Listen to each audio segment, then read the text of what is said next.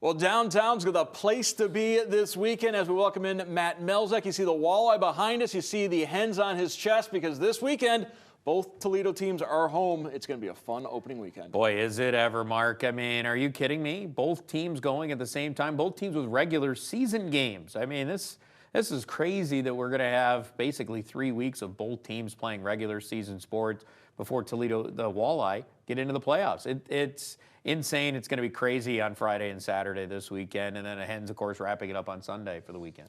And when we talk walleye playoffs, it's no longer an if. We knew it was going to happen this past weekend. They clinched their playoff spot. Now the question is, can they hang on, win the Central, who their opponent will be? That's all be sorted out in the next couple of weeks. But for right now, Toledo is in. Well, they can certainly put a pretty good stamp on winning the division, coming up with 2 games this week against Indy.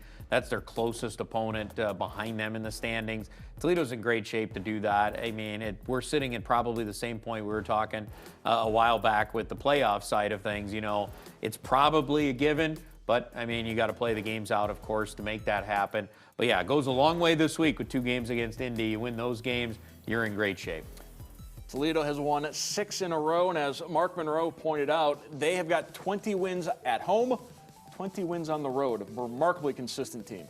Yeah, they have been that. And as a matter of fact, there's only 2 other teams in the entire ECHL, Greenville in the other conference and Kansas City, also in the Western Conference, that have each reached at least 20 wins at both venues, whether it's been home or away. So, it tells you a lot about where Toledo is. They now have actually the second most of points in the entire league with the way they've come on here as of late. So they're kicking it into a good time to kick it in as far as the Toledo Walleye are concerned. When you're trying to get into the playoff, when you're trying to not only get into the playoffs but win a division and then get yourself ready for playoff hockey. We get an infusion of college hockey players into the ECHL this time of the year. Walleye no different, signing several, including Dalton Messina, a Michigan native, played at Ohio State, and he had 2 goals on Saturday. Yeah, he did, and 2 impressive goals, especially the one where he had the steal.